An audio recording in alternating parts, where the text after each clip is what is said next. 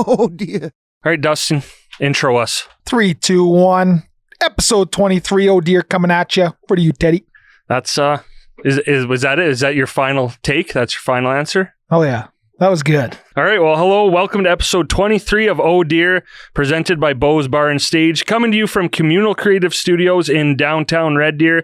I'm Ted Emmett. Thank you for joining us once again. This episode brought to you by Sacks Thrift Avenue, a new partner of ours. Well, kind of new, I guess. We've done a bit of stuff with them in the past, but now it's official. We're going to have an interview later on in the show with owner Vincent Molgat. A pretty cool story behind a really cool local business, so looking forward to learning a bit more about that. And I guess now it's time to introduce the rest of the gang, starting with the man who is living proof that there are no stupid questions, just stupid answers. Dustin Moore, how's it going? Thank you. Thank you very much. I'm enjoying a Bobby margarita. I'm sure we'll touch on that later this episode, but Spoiler alert. Spoiler. Things couldn't be better, Teddy, and I'm going to keep it short and sweet tonight. And I was really mean to him last time, so I'm just going to introduce him as the cutest little podcast host I've ever met. Kevin Walsh, how's it going? Unofficial podcast host, but Yes, thanks, Ted. right. I'm doing great. How are you? Oh, wow. I'm never prepared for that. I'm good. We're here. We're rolling. And Ryan Lund, I'm pretty tired. You just make up your own intro. Okay, here standing at 5'10", weighing 172 pounds. You can bench press 250 pounds. Ryan Lund. I'm doing pretty good. Yeah, I agree with everything you said. I spit fire and truth, Ted, so you better. And over on the couch tonight with absolutely stunning hair. That's how you know Co-Worker Erin isn't here tonight. The one and only Andrew Russell filling in for Erin. So Andrew, welcome back. Now your third stint. It's great to be on the couch, kid. I thought you said you were going to be better in Strivon. There's something about sitting on this couch, apparently. Ked? Thanks, Ed. Yeah, it's like, did you call me Ked or Kids or Ken? I don't know. Oh, I was looking at Kevin and thinking about you. Can you Kevin's imagine, just like, you know what dashingly is handsome. the dream is having the job security that Erin has doing ad reads, because that's That was the first sentence. Yeah, it's a tough name. Don't beat yourself up. I need more Bobby margaritas in me. So as always, steering the ship, which even with them is usually just headed into a deep dark abyss. But Ryan and Riley from Communal Creative Studios hanging out with us, keeping us going as always. So a huge thank you to them. And Andrew Russell, get ready. Okay, Ked. Andrew, get ready. Are you wanting me to ad read here? Yeah, we are gonna. This guy sucks. Hey, I'm paying your salary, Good thing we make them pay to be here.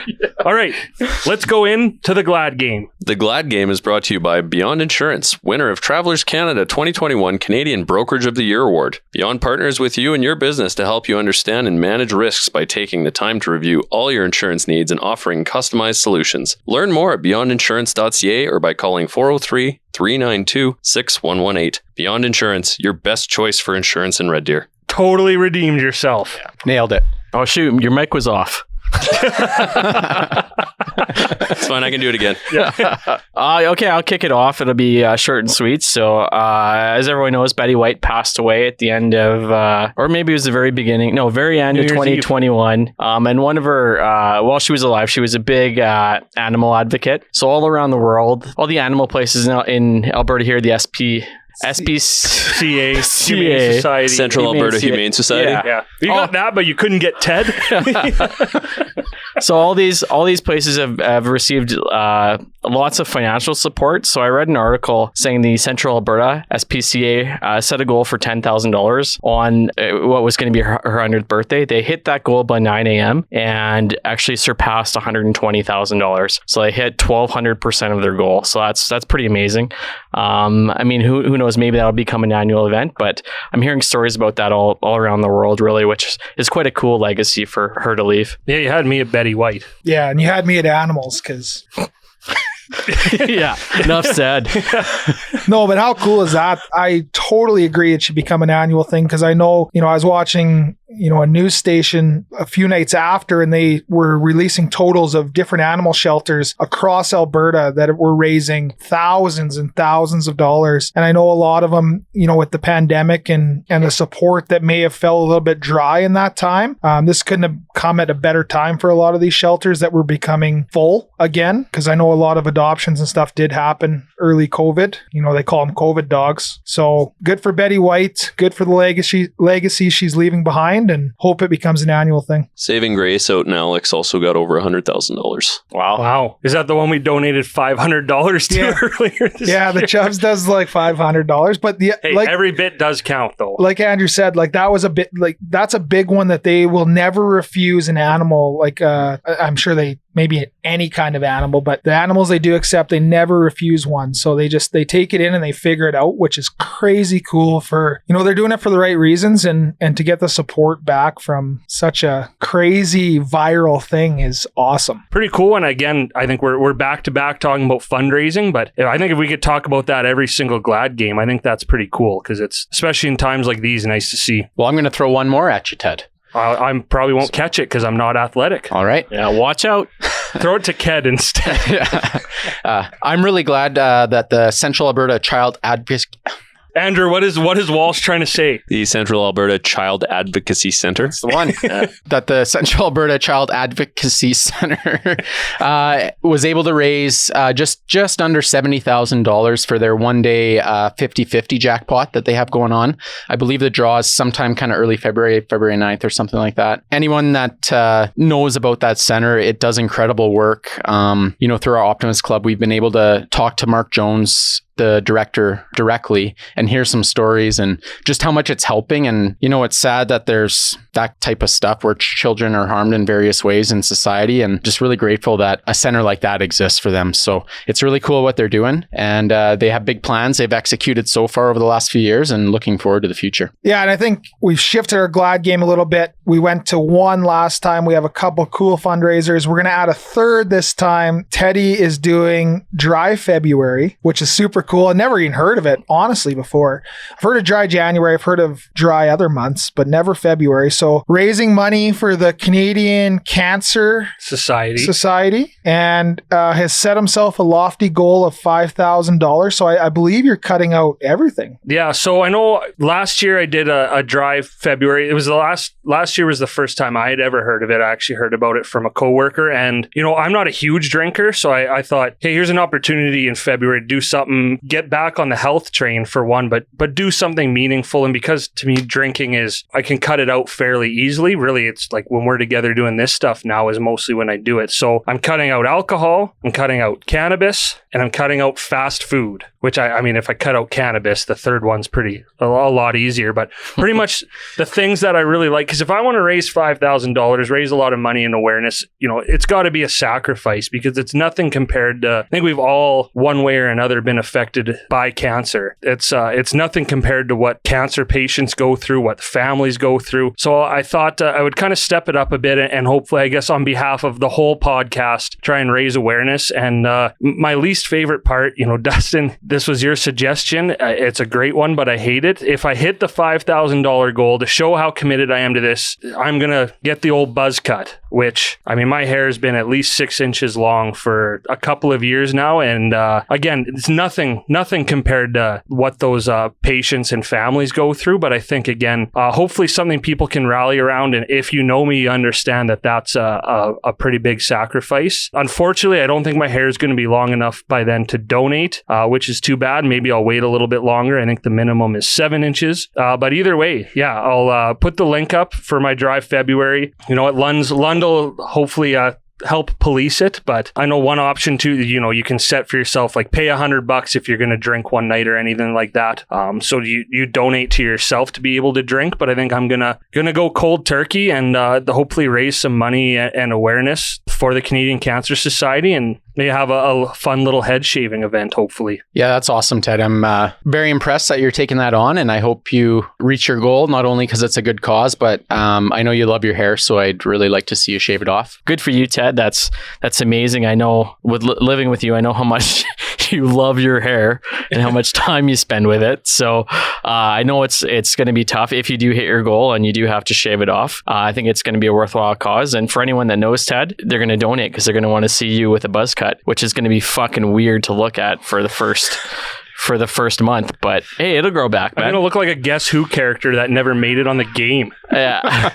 The point is, though, is that the dry February too, like not drink, it's just good for your health too, right? And helps reduce your risk of cancer and all that too. So there's a lot that goes with it, and I know a lot of people are doing it, and anyone listening might know someone else doing it as well. So obviously, we're not going to be upset if you don't donate to our cause, but I think one way or another, right? It's raise some money, raise some awareness, do something for the community, and do a little something for myself at the same time until I have to get a buzz cut. Yeah, I hope we do it. And if you see the link, $5, $10, $100, $500, $1,000. everything will get us closer to Ted shaving his head. And like Lon said, this guy loves nothing more than his hair. Well, maybe fast food. Oh, really? Yeah. It's close? It's close. Ted, does one of us get to be the one to actually shave your head for you? I think we'll cross that bridge when we get to it. Yeah. I'll give you your first $500 if I get to shave your head. Oh, that's Accepted. Yeah. Well, that's a pretty first good of all, start. you don't speak for me. Second of all, accepted.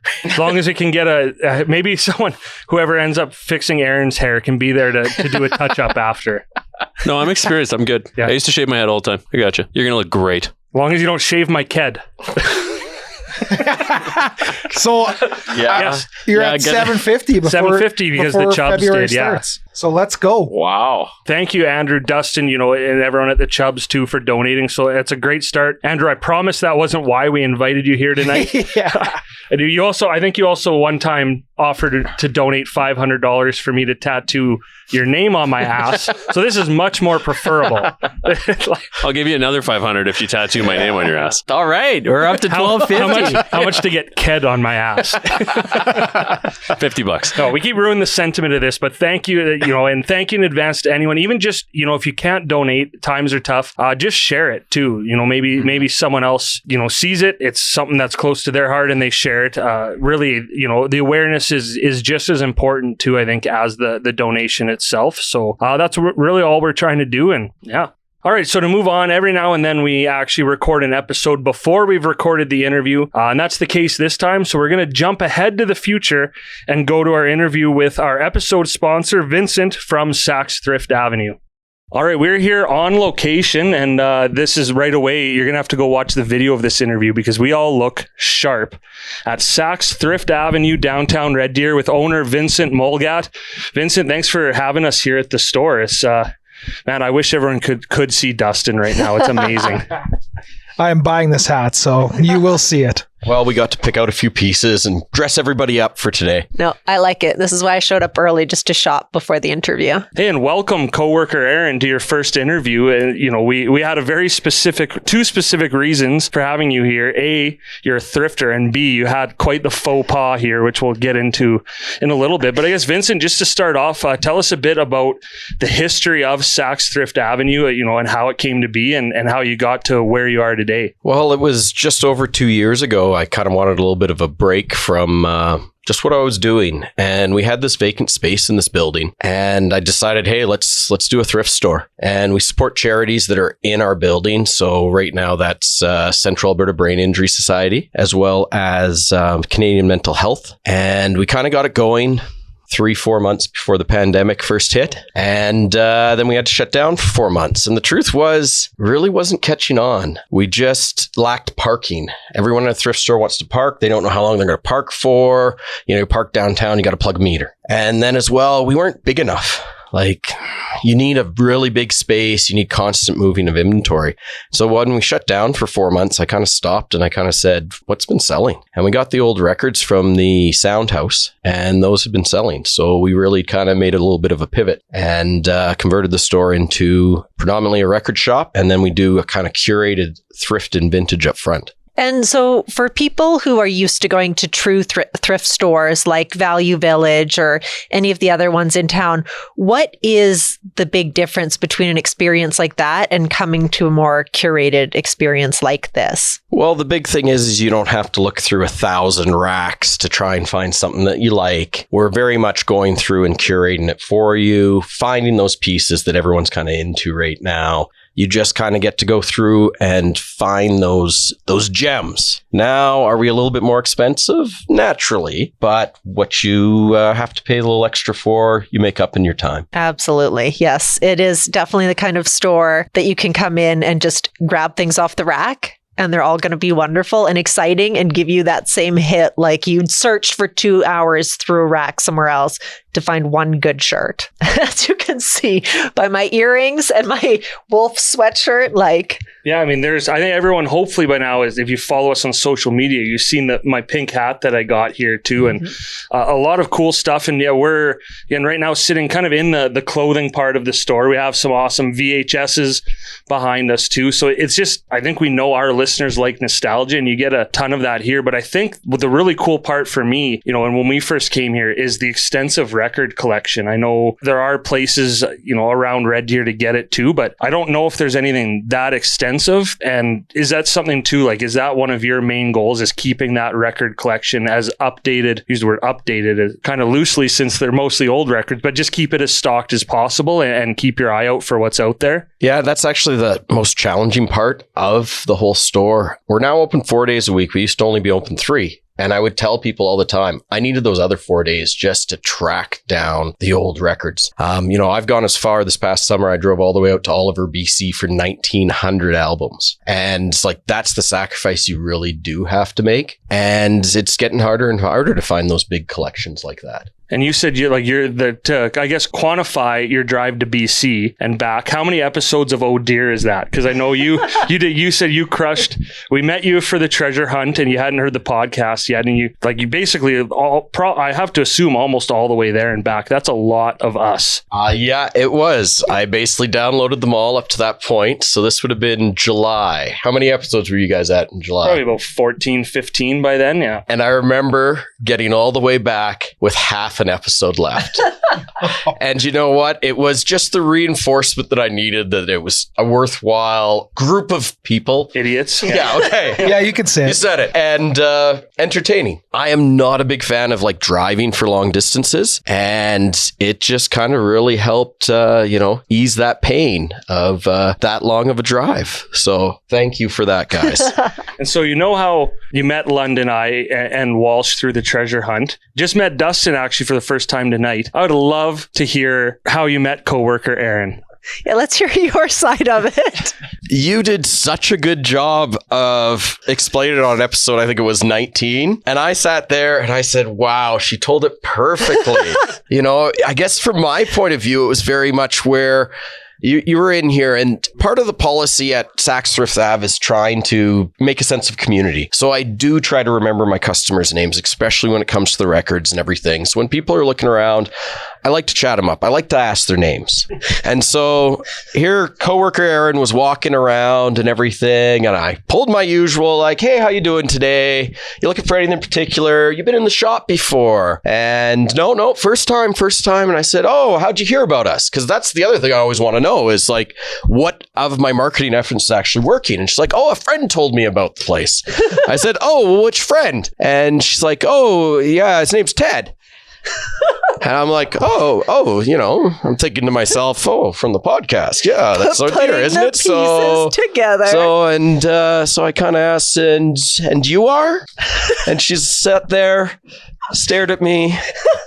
A friend. For way too long. I stared at you for we just made direct eye contact going, I know who you are. You know who I am. And I just couldn't not make it weird. I was totally expecting her to just say Erin. And I'd be like, oh, Co-Worker Erin from the podcast. Yay. Hey, Ted told me he was gonna send you in because you love this stuff. But no, we had that stare at each other, awkward moments. And then we both just walked away. I think you kind of like ran out of the store afterwards. Did. Yeah, no. You're like, that was way too awkward. Yeah. And then I went up front and talked to my, my colleague here. And I'm like, I think that was Co-Worker Erin from the podcast. She's real weird in real life. Yeah. So To be fair, it was the first time I thought I was recognized, but I also then realized that maybe I wasn't, and you were just a normal human being polite, and I just had to. But you couldn't say I'm Erin. No. My brain was saying, say your coworker Erin, but then the other side of my brain was going, why would you say that? That's an absurd, just say your name. And then I said nothing. it's better when we have a great story like this, isn't it? Yeah. It's true. It's a real meet cute. Yeah. I'm glad it's not weird anymore. You guys are sitting on this awesome couch that I wanted to buy, but it's not for sale. But anyways, I'm not a huge thrifter. I'm not a huge music guy, but this is an awesome place. It took me all 5 minutes to find a sweet sweater and moose hat that I'm going to wear forever now. Thanks, Ted, for finding. I'm not the only one who wears moose in my hair. Whoa. Oh no. But I want to go back to the start, because when you talked about community, you wanted to build a sense of community with the store, supporting different charities that are in your building. I just want to learn a little bit more of how you do that, and props to you for doing that, running a business. Well, yeah, it's, sometimes when you're been a part of the community for so long, you just kind of decide, hey, we all got to give a little back. And it's kind of, how can you go about doing it? Now, I'll admit, it was a little bit selfless in the sense that, part of the ownership group of the building, and they were tenants in here, but we've seen them struggle, right? We've seen them where they've had bigger spaces, but had to reduce space, and they're making do with what little they have. And with everything going on with, I know you guys don't want to talk too much about the pandemic and everything,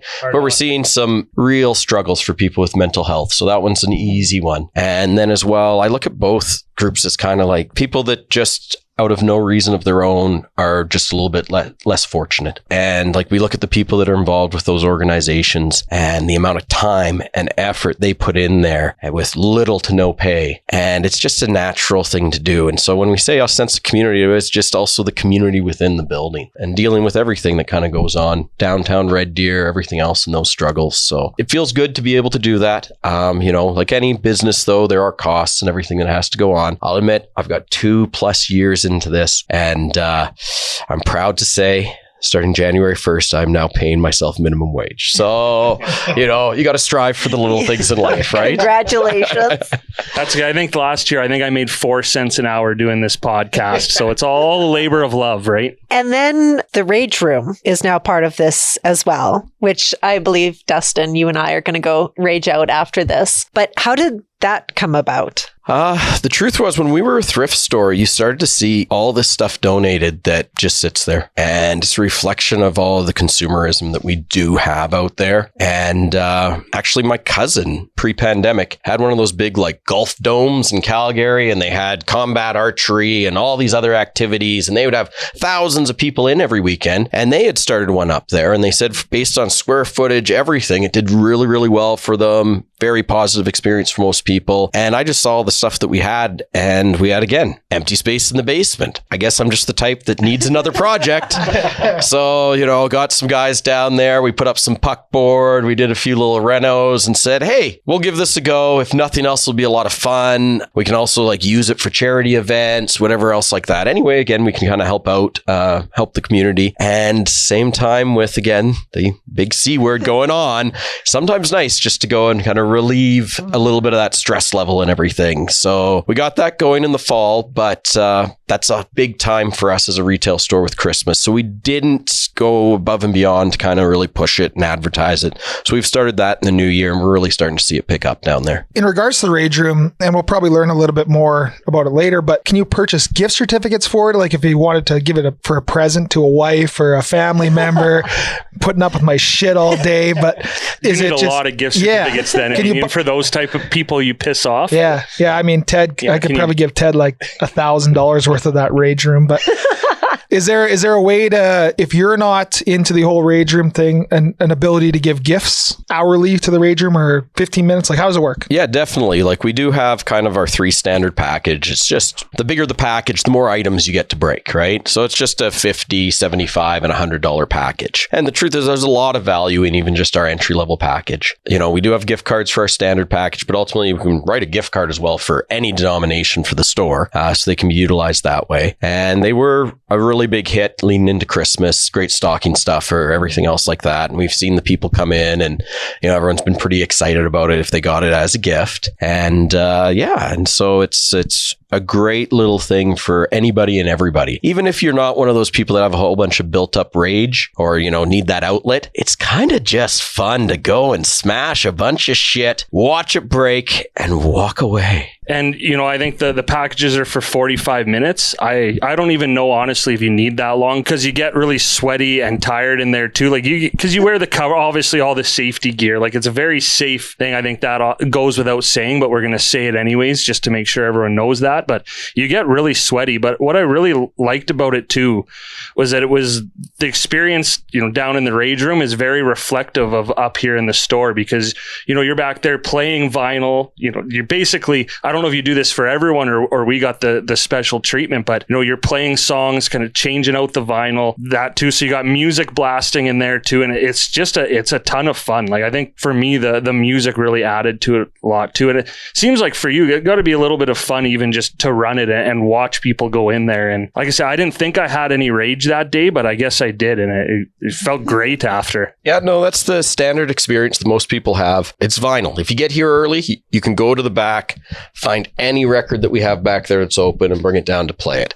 However, we do have kind of our classic albums that we're putting on all the time. Like, the number one song that we will play down there is Limp Bizkit's Break Stuff. And then probably like Metallica's Black Album or Rage Against the Machine. Or the song from Titanic. No. Dustin requested that for tonight. That's why I maybe just a murder podcast. Listen to a good old murder podcast while you rage out. No thanks. Well, and if you're ever going through a breakup, we do have You Ought to Know by Alanis Morissette. So, we put that on as well. It was on. You put it on for us anyways. And yeah. I mean, I guess I feel like I'm always going through a breakup. Maybe that's why I liked it. That's just a good song. Like, it's the energy that comes from this song is a good one. But yeah, I'll listen to that from the outside and just feel my feelings alone in the hallway while these two go and smash some shit.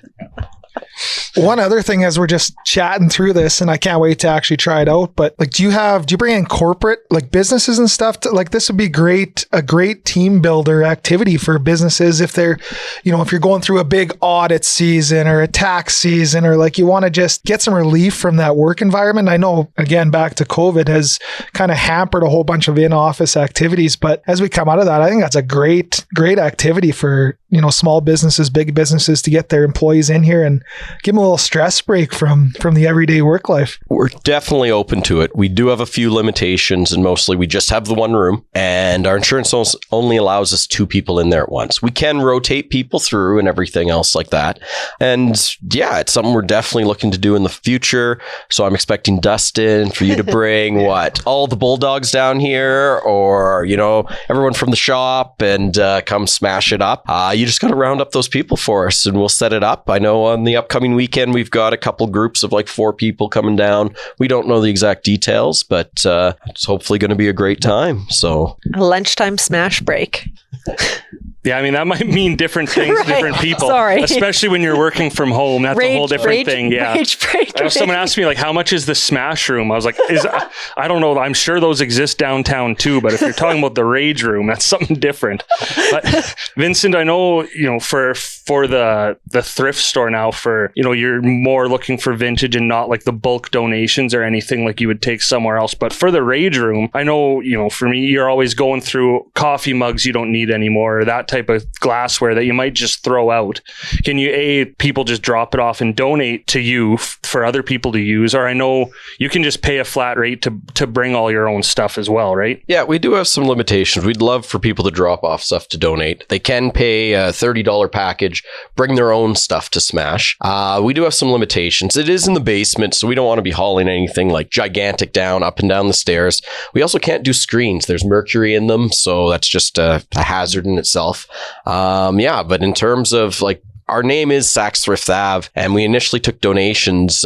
We don't really anymore. We would love still to get donations of breakable stuff. If you have vintage clothing or records, we're more than happy to even buy those from you. Because again, that's kind of, it's a business that involves a lot of time because you have to find things. Mm-hmm. It's not one of these where it just kind of walks through your door. You can order it from a wholesaler and everything. So yeah, whether you want to give us the items to be broken or come and break them yourself, that's always an option.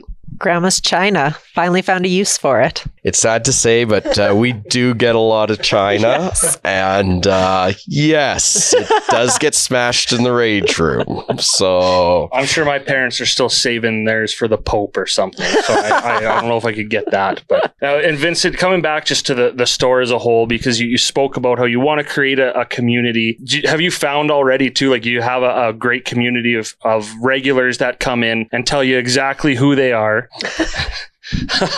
but really come in and just hang out and look around, and you get those regulars coming in that just love the vibe here and are just kind of feel at home here. Yeah, definitely, especially when it comes to the records. It is one of those, we have regulars that, they're known by name. They're in here every week. Some people come in every few weeks. There's a guy that's 3 out of 4 Sundays of the month. He's waiting outside for us to open to come. He gets a bunch of records and he puts them on. He does his paperwork for the week. Mm-hmm. And you hear all these other stories too. We had a lady that was bringing in or coming in to purchase records, and she'd send them to Fredericton to her father who has dementia. And they were saying in the home that he was in, it was very beneficial because these were the songs he remembered from when he was young, and he would clean them all day. He would play them all day, and everyone else was getting the enjoyment out of it as well. There's a lot of really great benefits to music. And one of the reasons it's really come back is because a record compared to an MP3, to make an MP3, they remove about 30% of the actual music. And so now that we've had a whole generation that hasn't even owned any other medium, it's kind of interesting for them to all of a sudden realize, well, I own this. This is mine. And then as well, when they hear it and they're hearing the full quality of what it should be, because it's still the highest quality form of music we have ever made, it actually releases higher levels of dopamine. And so they're really getting this kick out of it. And as well, I think the pandemic was good for vinyl resurgence because you had to kind of slow down. You had to put on, you had to listen to the whole side. You had to brush off the record. You had to flip the record. And we all kind of slowed down during this time. And so I think it's very beneficial for a lot of people. That was so far over my head, but wow. My dopamine's going right now. So maybe that's what we are. We're really like for dopamine junkies. You can come, you can get a little bit from buying that perfect vintage piece of clothing. You can get it from listening to the music, and then you can go down to the rage room and you can rage out and really just kick them into overdrive down there. It's really my perfect day. Like the dopamine hit from these earrings, I can't even tell you how in love I am. That is your Golden Girls. Yes, tribute yes. there, yeah. I can they're clip-on, so I can just pull them off like I'm Blanche Devereaux about to get into a fight. I'm very excited. I'm more excited to see how they look on Dustin later if they're clip-on. Yeah. Going back to the records, I think it's really cool because more and more, like you said, you see the resurgence of records, and especially indie bands now, the newer ones release. I know for me, it always stands out in my head, Arkells. Everything they do, they release on vinyl. I see Taylor Swift, Fearless. Of course, that's the first thing I notice up on the wall too. So you can get newer albums on vinyl as well. And I don't know how the sound is compared to an actual, old-fashioned record player, but you can go to and get like USB record players and all that, where you can listen to it, record it from vinyl on your computer. I think those type of things. So do you get a lot of people that are getting into it that way, or is everyone, are you like a traditionalist here and you want the traditional old school record listeners? I would say we're a bit traditional here. Now, there is new turntables that have added a bunch of technology and everything. However, the oldies equipment has a warmer sound to it. Why that is the new equipment we're making it to do a whole bunch of things. We're making it to do surround sound and to, hear the Millennium Falcon fly past you behind your head. And as a result, you're not getting the same sound quality of the old equipment. So here we only sell the old equipment, as well as we don't want to sell some of the new stuff with built-in speakers, because that sound, of course, is vibrations, which is just going to move your needle. All right. So we kind of stick to the old stuff. But when it comes to records, we bring in the new stuff as well. Definitely, because of course there's some stuff that was never pressed before now. The difficult part with new vinyl, though, is right before the pandemic, one of the master pressing plants in the States burnt down. And so it used to be about like upwards of a year to get something pressed. And now we're seeing it being even upwards of 2 years. So increased demand, less supply. We'll start to see these pressings come out of other countries even. And then in terms of sound quality, it really depends on the new vinyl. Some of them are just pressing it from digital files. And why vinyl is a superior quality. It's done from original analog tapes. And some of the big bands, they are doing it again from the original analog tapes and remastering, but others are pressing it kind of quickly. Now, in terms of quality for most people's ear, you won't hear the difference, right? And this is still better quality than any other sound source out here. However, there's something to be said for that original analog type sound. And because these analog tapes aren't going to last forever, we're actually seeing a lot of stuff being pressed at very high quality while we can still do it. And so a lot of these classic albums are being done very beautifully, even to the point where there'll be better quality ones than the original. But with that comes a little bit of a steeper price. How much are you learning tonight, Dustin? Yeah, my brain is on overdrive right now. The hat might be a little too, like you're not a 4-notch guy. You're a 2-notch guy. I think you have that hat on way too many notches. Yes, I do. It's funny, actually. I was talking to my husband on the way down and I was like, oh, and they, going to have all these cute clothes. And I was like, but they're also a record store. And the rest of the drive down here was him waxing poetically about the warmth of listening to records. And so I can see why so many people are back into records versus the digital downloads. So does this mean that your husband has a turntable? No, he's a very lazy record lover. He just waxes nostalgically about it. He spreads the good word. Yes. Sounds like a birthday gift, Christmas gift possibly coming. Actually. And maybe we can get him hooked. He can be a regular down here. You know what? I would do that. I can do that. Yeah. The beauty is he comes down for records. Uh-huh. You come down to shop for your vintage. Yep. It's a perfect store for both parties. It is a perfect date night. And then you go smash, and then you go into the rage room after and go break a bunch of stuff. I love it.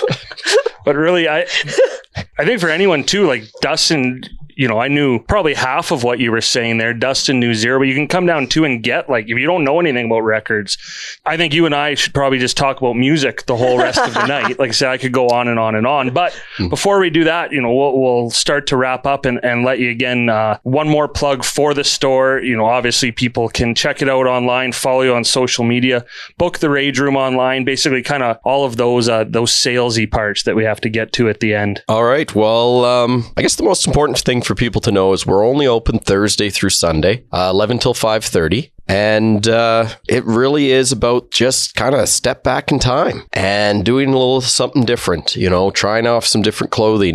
This stuff's popular because it lasts. Anybody that has bought any new shirts and jeans. I bought 5 pairs of Levi's about 4 years ago. They're all split in the crotch.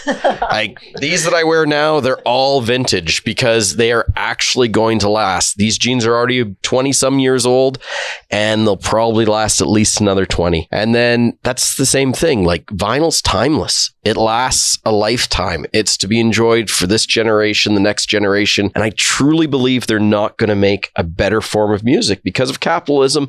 It's just never profitable anymore. And so that's what kind of the store is about, is sustainability, enjoyment, making a sense of community.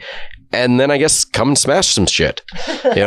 We can all use that these days. So yeah. Yeah. If you are wasting your time at a thrift store going through all of the men's t-shirt racks, hoping to find some magical graphic t-shirt, stop wasting your time. Come down here. They've done the work for you. You can just walk in, purchase, and go home with exactly what you wanted to find. Or something that you didn't expect to find, Or something. like mine or Dustin's hats. Yeah. I will second that though. And being a guy who, would go to a thrift shop for a certain thing, and you look for hours and you're going to a couple different ones. And I walked in here and it was like 10 different things immediately. What am I going to wear for this? Yeah. And then all of a sudden we find this moose hat. God, what a place. Well, it was pretty easy shopping for you guys. So it's funny how a vintage piece can just call to you. You walk in, you see it, you're like, that's me. Mm-hmm. And that's the beauty. We get people that come in almost every week just to check, hey, what's new? And they know they're in here and they don't have to spend a lot of time. They look at a piece and they light up. Or sometimes they walk around, nothing for them this week. So I'm glad you guys all found something, and it didn't even take us long. Like 10 minutes? No. Yeah. I mean, right away you see this Van Halen shirt, right? And the only reason I didn't buy that is because I already own it. But it is like right when you walk in, right behind us here, Kevin Walsh, here's your third sign to buy that vintage Taz leather jacket, because it is here right behind us. Mm-hmm. Nothing could ever fit a human being better than that jacket fits him. So It is a statement piece. yeah. And that statement is, I'm fucking cooler than you. So Kevin, you better buy it. I think a lot of the stuff here says that though. So True. I guess that's a perfect way to wrap up. And Vincent, thanks again for having us. We've worked with you since the treasure hunt on a couple different things. And now you're an official partner of the podcast, which is awesome because I think everything about you and the store and what you're trying to do here is exactly in line with our podcast. And what we're trying to show is people in Red Deer who love Red Deer trying to make it better. So thank you for having us. I guess the one thing we didn't say is you are on the corner of downtown, corner of 48th and 48th. Yeah, that's correct. We're right next door to a little white church on the corner of 48th and 48th. So unfortunately, there is going to be construction across the street from us for at least another 2 years, but a new courthouse is what we need. So, a little bit of sacrifice and pain for the end results that will be wonderful. Well, and yeah, one last time, thank you for having us and coming on. And I'm not going to delay Dustin and Erin going down to the rage room anymore. Erin needs to get to bed here shortly, so we better get her down here Once pretty again, soon. yes, So, we're recording very late. yeah. So I appreciate that. And thanks for doing your hair tonight, Erin. I know. I really took a lot of things to heart. Yeah, the one night you could have worn an awesome hat to cover it up. It's true. It's true.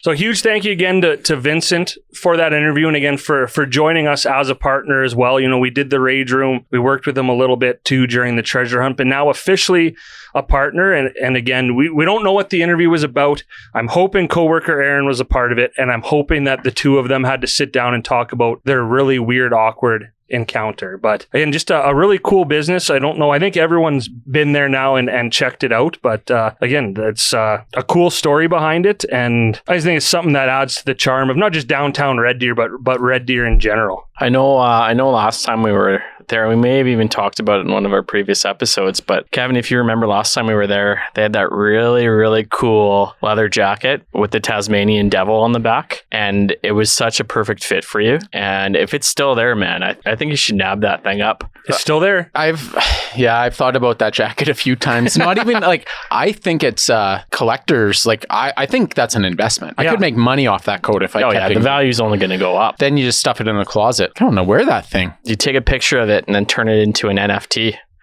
Oh, I want to talk about those a bit later. But anyways, I do think you should buy that jacket too, because even if you just wear it, that's a great investment, because you can't put a price on looking like the most badass dude in Red Deer. It's true. What was Taz's saying or slogan? Did he? Yeah, you could just walk around doing that. I thought Andrew was doing another ad read. Oh. Did you donate yet? My sponsorship renewal just went down in price.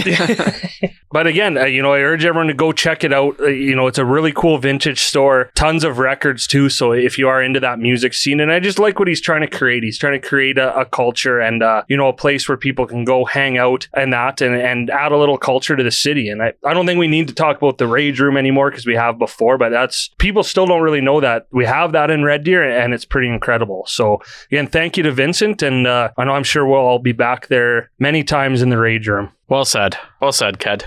Okay, so now on to we'll see how brief we can keep this, but for our Tourism Red Deer Spotlight, this was just a couple days ago now, we had a really fun Sunday thanks to Sunsport Recreation, who of course back on Lund's birthday let us take the boat out. That was in June? Yeah, June 8th for those of you keeping score at home. Yeah. Oh, great. Another birthday shout out. It was actually, I think it was warmer when we were out on the ice fishing than it was that day on the boat. But, Sunsport Recreation has these, I think they have up to 5 now, ice fishing shacks that you can rent for the day. You can rent for 4 hours, 8 hours, or even overnight. And, we all went out there as a group, and on a Sunday afternoon, it was a little windy, but a pretty nice day. And it's a cool setup out there and a great way to spend an afternoon, especially if you're not like an avid ice fisher and just want to go and just hang out with your friends and hang out for a little while. I think that's one of the coolest parts about their shacks is it's kind of all inclusive. So you don't have to be this avid fisherman with all the equipment. Thousands of dollars of rods and lures and baits and ice augers, and the list goes on of what you need to actually ice fish. Another thing that they have out there aside from the shacks is a barrel sauna. That's wood fueled. So they have all the little kindling and the wood kind of, spliced up. And it's also one of those old school saunas where it's got all the big rocks that you can dump the water on. So they give you a bucket with water. Don't put the lake water on the rocks, because I was about to do that. And then our good friend Dave, who was there, thank God. Yeah, thank you, DIY Dave. He's an outdoorsman. And anyways, the sauna was great. I'm a big sauna guy, so it was very spacious. I think we probably could have fit 4 guys in there. Four fully grown men. Yes. Yeah. Probably, 4 people. Probably like 4 six, people. 6 kids. It was a great experience. It's just, one of those kind of Canadian things. Like, my wife was out there with her kids and then they're leaving and I'm like, well, we might go in the sauna. And she's like, well, like, where are you going to change? And what are you talking about? Like, we're just going to go in our boxers and walk across the lake in our boxers and get in the sauna. So it's just kind of one of those cool Canadian things that, it was just a great way to end the day. Yeah. And I've never been in like a wood-fired sauna before either, which I thought was pretty cool. And yeah, it was, people I thought was cool, and a big part of it too is because it's Sylvan Lake, and it's not even far from the shore. People came and went, people came at different times, right? There was just a couple of us that stayed later too, which I think is a lot of fun. So we had the kids there, and I will say, as chaotic as having 6 kids running around and stuff, I will say the kids were really well behaved too, and were awesome. And you guys could speak to this, but I think it looked like they had a lot of fun too. Yeah, I think just give them a hot dog and some snow to throw around, and they all know each other pretty good. So they're friends and are able to actually play around together. They have that mobile or motorized GT, which I thought was pretty cool that all the kids went for rips with mom and dad on. So when you have stuff like that and people around and a fire going and a little shack that they're, it's brand new, and none of them have really been ice fishing before. So, well, I guess Riley's kids had, but something new, easy to behave when you're in that scenario, I think. Yeah, like our kids were not big outdoors people like that of fishing and hunting and all that stuff, but I think all the kids were really excited just at the chance to even catch a fish, and they were constantly, you can just leave the rods, right, and go do your own thing, but they were constantly all running over, checking the lines, looking down the holes and stuff. And so they had a great time. I think if someone, if you're a family out there that's looking for something to do, this is a great kind of like turnkey solution. Like, hey, we want to go ice fishing, we don't know how to do it. These guys will, Sunsport will set it up for you and teach you how to do it, and it ends up being a great afternoon or day or whatever for the family. So, and we caught one. Yeah, I think that's when the tide really turned. You were screaming, "Oh my God, I got one!" I was pretty sure you were just full of it, and you were just joking for the kids' sake.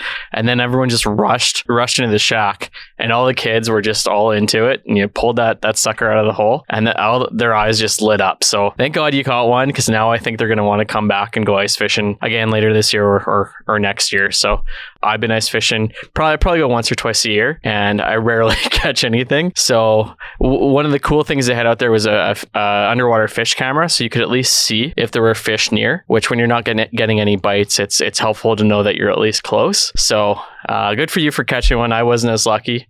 Well, no one else was as lucky, and I think that's a memory you'll have with your kids for the rest of your life. Well, yeah, my daughter keeps telling me, that was a huge fish you caught. I was a little bit scared to touch it. She tells me that every day. She goes, Brooke touched it, Addison touched it, and she just keeps going on and I on. didn't. Yeah, and Ted wouldn't touch it, but But talk about your experience staying overnight, because you can stay overnight. Yeah. So there's two things I just want to talk about, because you have the underwater camera, which of course is better during the day, but we're showing all the kids during the day. Like, it was kind of dark if you turn the lights off in the cabin. Like, look down the hole, you could see all the way down because it's so bright.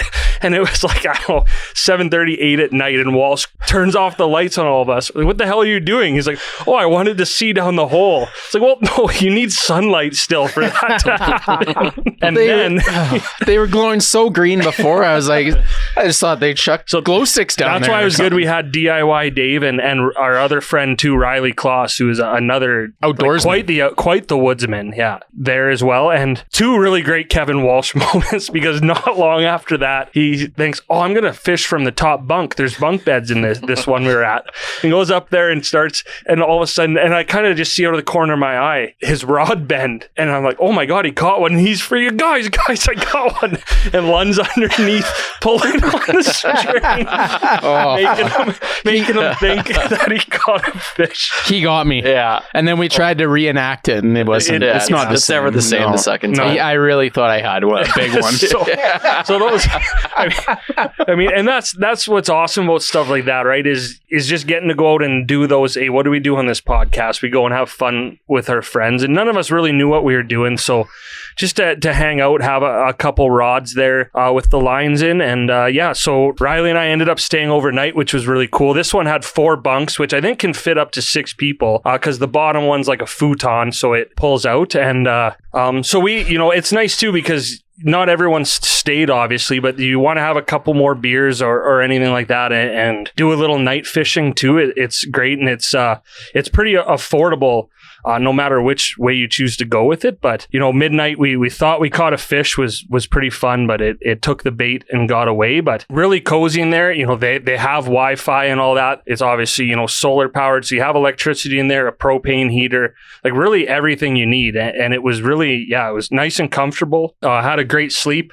So really, everyone kind of had a different experience too doing that. But yeah, the nice thing too is because it's Sylvan Lake, we woke up early, got home, both made it to work on time still, right? So that's another plus to have something like that. Well, if you live in Red Deer a half hour away, maybe you do already live in Sylvan or anything like that. But yeah, so going back to it too, it's $150 to rent the shack for 4 hours, $250 for 8 hours, and $350 for the overnight, which gets you 1 p.m. to 11 a.m. the next day. So, and $50 more for the full package, which is like the rods, the bait, the outdoor fire pit, everything. So if you're talking about $400 for 4 guys to fish all day, stay the night, I think the sauna is another like $89 for an hour. So even then, if you're just looking for a one night getaway close to home, right, easy to get back if you need to for any reason, that is a pretty affordable little adventure for the 4 of us. When else would we go ice fishing?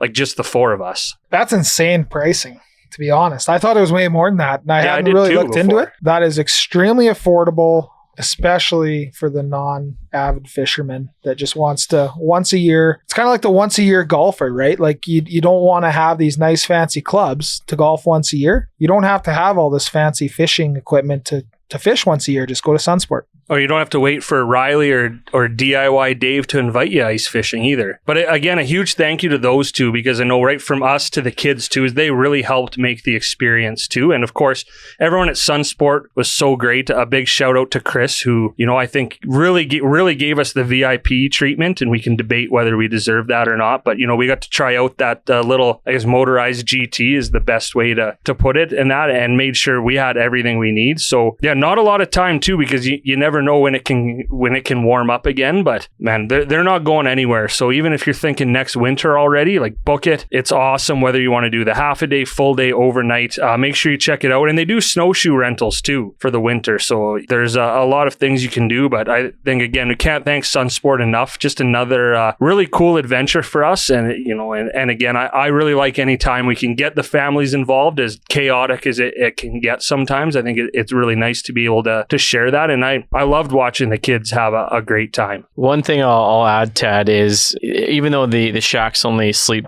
up to 4 people, they actually have 3 separate shacks around there. So if you do have a larger group, they have 5 shacks, but 3 of them do have the overnight beds in them or futons in them. So if you do have a larger group, you can probably book as many as you can get your hands on, and then have up to 12 guys or 12 people stay overnight. So you could really have a party out there on the ice, which I'd highly recommend if it's something you've never done before, as long as it's not minus 40 outside. So I had a blast. I know everyone I've talked to that was there had fun. So that's something I would definitely do again. The biggest thing for me is you just kind of show up. You don't really have to plan a whole lot or bring a whole lot, because they provide the fishing rod, they provide the bait. You got to bring your own food and booze if you're drinking.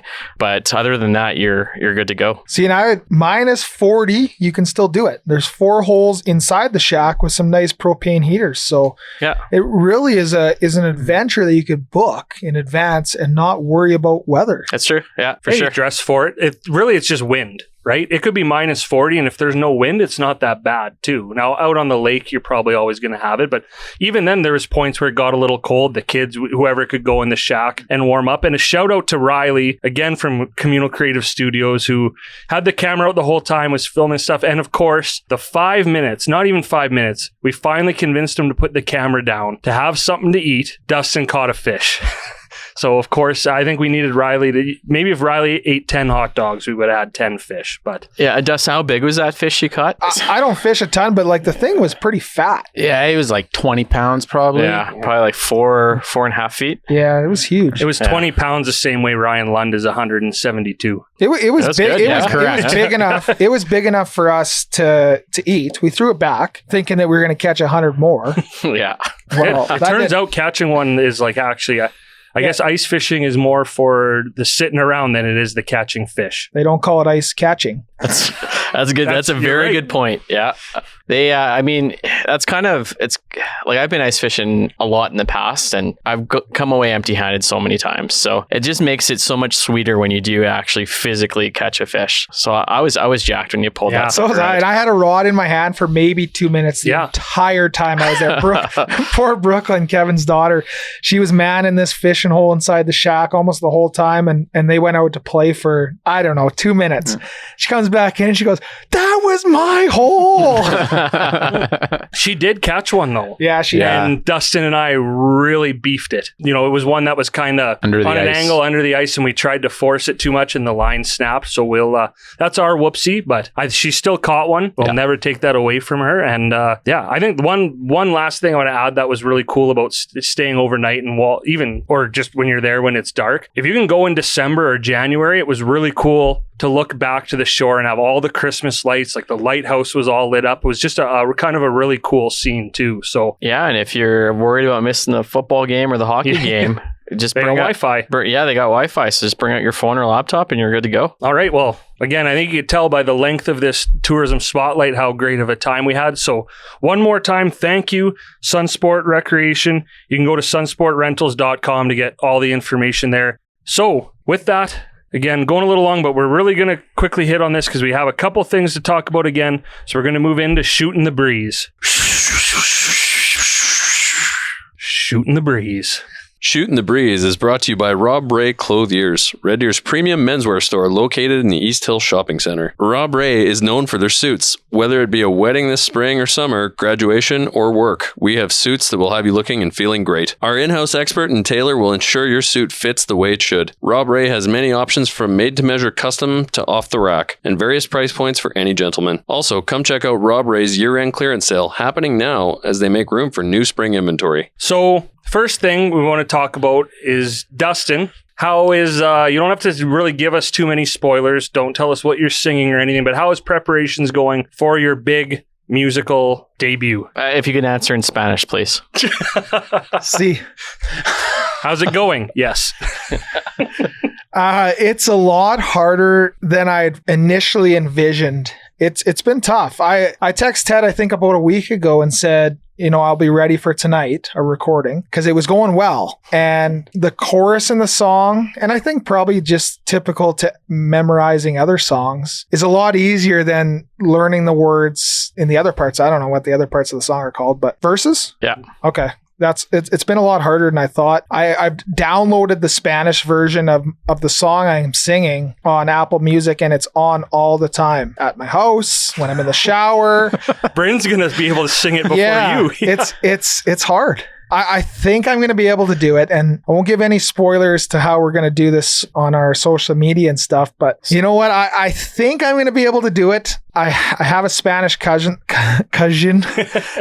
Is that the Spanish word for No, cousin? no, that I've reached out to and asked for help to. So So are you able to tell us what song you're singing? Dustin did tell me what it was, and when I looked up and watched it on YouTube in Spanish, I was howling, just picturing him not only actually having to sing it, but just sitting there trying to learn it. So I think you should give us a little bit of a sneak preview, maybe somehow, without giving too much away. But I'm just so looking forward to watching someone else do this shit again. I'm not gonna lie. it's been a fun one, like I will admit. Yeah, I'm looking forward to it. We'll see how it goes. I really don't know which way it's going to go. You're but- probably just looking forward to getting it over and done with. Yeah, I mean, it's been kind of fun just to put on in the background and just, I have it printed off on a sheet of paper, but it's just hard to understand the words, to be honest, and the actual pronunciations of the words. So I don't know. We'll see. I will say I left that night after Spin Diesel and I searched English songs in Spanish. You texted me like 1 a.m. I think I found my song. Yeah, and so I was just going through like the top kind of listings, and I was down to 2 or 3, and I was like, well, how do I not do this one song? Like I got to do it, and I got to do it right. My favorite part is that you're going to actually know all these Spanish words, but you're not going to know what 90% of them actually mean in English. You're just going to know 98%. 98. Yeah.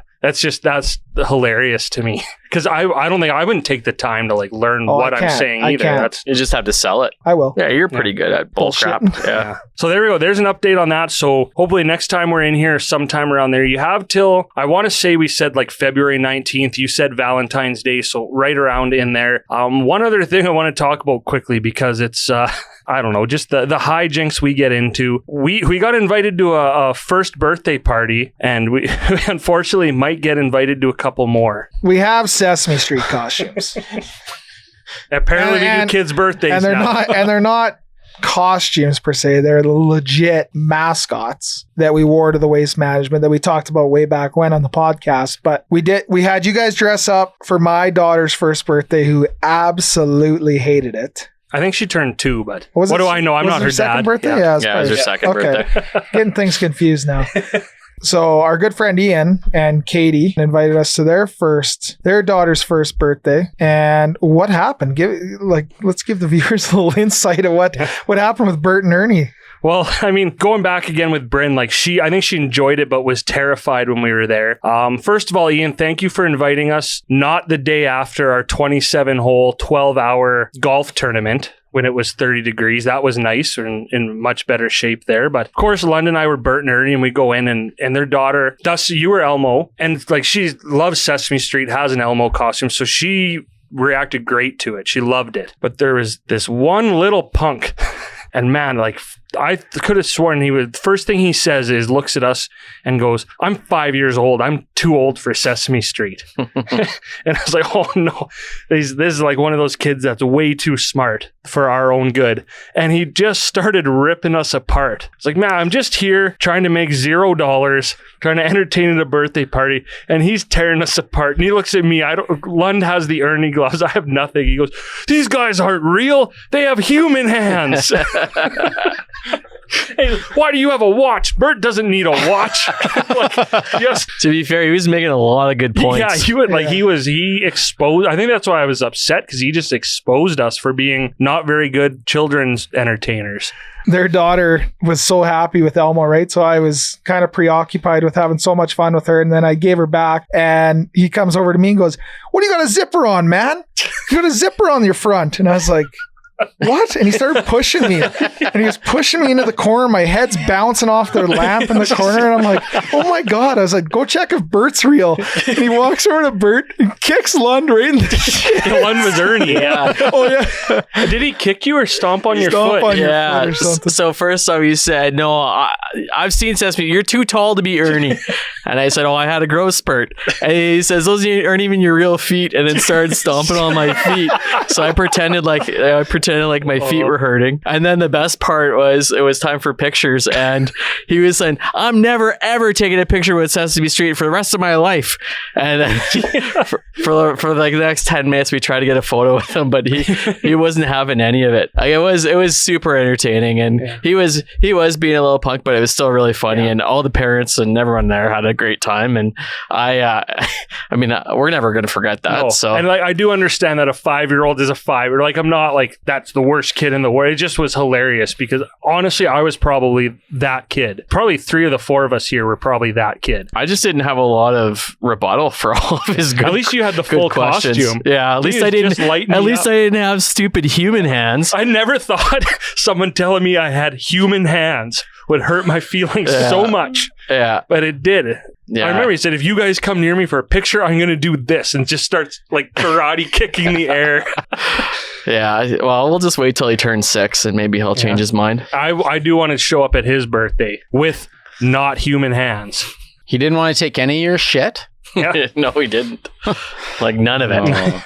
But you know what? It was fun. Now, do we want to have a career as children party entertainers? Absolutely not. Lots of respect to anyone who does, because we really, after 10 minutes, look how traumatized I was. So, but you know what? It was fun to get invited to go do that. And I think to make, the family's day, and a little 1-year-old who I was expecting a full-on cry. And it was pretty awesome. Now, in saying that, we'd do it again. Yeah, a couple beers and football in the basement after. If there's some like podcast listeners that their kids are diehard Sesame Street people, we'd do it. Hey, my kid's turning 5 this year. So. Oh, no, not another 5-year-old. Yeah. Those costumes are the gift that keeps on giving. So, yeah, maybe that might not be nearly as funny for everyone else as it was for us, but that's shooting the breeze. Shooting the breeze. I forgot that was a real segment. You guys were just randomly talking. Yeah, it's both. I mean, that's what the segment is. What all our segments are. Sure. So as we go into a bit of a beer break here, of course, it's time to thank Door Tender again, and did something a little different this time, because they actually have, it's a thing, it's called RTD, the ready to drink cocktails, which I quote, are the seltzer of 2022, meaning they're going to be kind of the new popular thing. So they brought in 7 new RTDs. Dustin was smart enough. He ordered, I think, all of them or most of them tonight. You got most of them. And the one, obviously, because Bob McKenzie, both just, as a hockey fan, as a failed broadcaster, is a legend. So the Bobby Margarita that we've seen a lot about, his kind of signature drink. Whoa. I'm sorry, but failed broadcaster? Ted is, not Bob. No, me. Oh. Yeah. No, I was confused too. No, I'm saying me as a hockey fan and as a failed broadcaster. I thought you were right to question that. I thought you were making fun of the Bob Father, as he's called. But anyways, we've got the Bobby Margaritas, which, are really good. Been waiting to try those. And I think, Lund, you've got the Mojito. And again, I think this would be more of a summer drink, but it's middle of January and I'm enjoying it. And I guess I'm not going to get to enjoy it for another month again, but make sure you check those out too. Yeah, Dustin, thanks for picking up on that and ordering these, because kind of a nice change, honestly, too, from beer. Yeah, they have a bunch of different ones. I know, Teddy, you're a huge fan of mojitos, so I wanted to get one of those. I got some tequilas, some RTD tequilas, which I haven't tried yet personally, but I know Ryan and Riley have one right now. The Mike and Steve Caesars, I believe. And what was the last one I got? Well, I guess we'll go find out during the break. Can you, so on the app, can you just search RTDs or ready to drink? It's under the seltzers and coolers tab. It's so like Brian from Door Tender sent me. They have like a blog post all about it too. By the way, for those who like, RTD means ready to drink. I don't know if I explained that. Somebody already did, yeah. Okay, but yeah, and it's again, just a nice change, and they still have their Door Tender rewards going on, which I think is always a thing. So every time buy anything on Door Tender, I'll never forget Brian said it's a very aggressive reward system too, and you know what, you earn points and you get gift cards in return and keep ordering. So thank you again to Door Tender. It was nice to try these tonight. And again, cheers to Bobby Margarita, who is not a failed broadcaster. Or, well, Bob McKenzie is. Bobby Margarita is not a person. Just a green can. As we roll along, and of course, we have the exact right person here to do this next ad read, because we're going to go into a deer call, and Andrew is going to read an ad that he wrote all by himself. Deer Call is brought to you by me, Andrew Russell, otherwise known as Ted Emmett's number one fan, because he's better at me at both writing ads and having a beard. My displeasure in this ad reading is high. My number one goal is to help you buy or sell your home, but we're also all about supporting local, which is why we're proud to announce a $20,000 donation to the Oh Dear podcast. Wow. Oh, thanks, man. On top of my sponsorship renewal, because they are the coolest guys I know. They're probably very good at hopscotch. Hopscotch. Oh no, do you tell him Lundy sent you? Oh, I didn't know that was the end. Yeah, I thought you wanted me to make a hopscotch sound. I'm like, what does a hopscotch sound like? And tell him Lundy sent you. How are three fat guys good at hopscotch? Hard work, practice, and Determination. Because yes. you come down to earth quicker, so you get. Gravity. Yeah, I mean, really, Okay. you only got to get over the chalk line. I don't know. Andrew. You're the one who wrote that, so don't ask us. I will donate $20,000 to this podcast if each of you buys 5 houses in the next year. I've never been a real good mathematician, but I'm not. I don't think that's a good deal. Oh, I could flip them. Anyway, There's a business proposition here. Lundy's thinking about it. Andrew, would you like to? Because this might be your last official, at least Deer Call sponsorship. We might move into something new with you, so we will give you a chance for like a real ad. Or do you have anything you want to add? To the ad. Well, I don't know if I can top that gem that I clearly wrote. Somebody should just come and buy a house from me, so that you can hang out with the Oh Dear podcast, because that would be worth it. I'm still impressed you came up with a sound for hopscotch. Well, I didn't know what he wanted out of me. No, that was fair. I Hopscotch. didn't want to. Yeah, I was trying to cue Lund to say and tell him Lundy sent I just didn't know that was the end of the ad read. I was on my toes just waiting to figure out what else Andrew wrote down. So Hey, but Andrew, since you're here and we know you're going to work with us again, or we hope, we would like to. I know you like hanging out here and stuff too, but thank you again. We thanked you a couple episodes ago for your support, coming in and filling in as well. And I think now the bus benches should just say, you should come buy a house from me. That's all your slogan should be. Please. Because I would respect that so much. Be like, that is a guy, no bullshit, no dicks drawn on his face. I'm in. you should just have bus benches with dicks already drawn in your face, and then that way the vandalizers won't be able to do anything. Well, nobody would forget about them, that's for sure. Then you can stop paying Strybosh. Yeah, some real veiny bastards too. Hey, this is going to be a perfect transition into talking about our favorite childhood toy.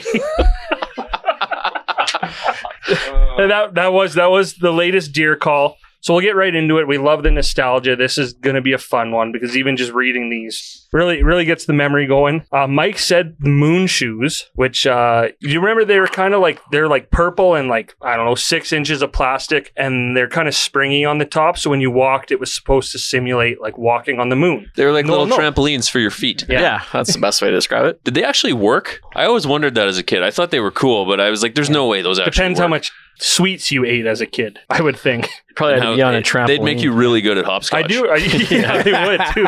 I do remember, like, they were a little bit, but like I know, like at the gym and stuff now, they have like really good ones like that I don't know, you might have seen them too, right? People running on them, but they were whatever. They were like most of these toys. They were way better. The commercial was 10 times better than the actual product. Yeah, I just stuck with those light up sneakers.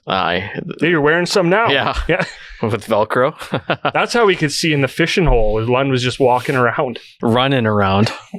Those are still a thing. My kids have those. They think they're cool. Yeah, I believe it. I think they're cool too. Yeah. So Keith said creepy crawlers. You remember those? What a pointless thing that was. That was like the an one where easy you bake made oven. them. Yeah. But Dr. Dreadful. Well, Dr. Dreadful you could eat. That's what I couldn't remember what it was called, so thank you. But creepy crawlers was like, if you ate it, you're gonna have diarrhea. Maybe other stuff too, but because you just literally like put the stuff in, made your creepy crawlies, and then they did nothing. Was it like an actual food, or was it supposed to just be like on display?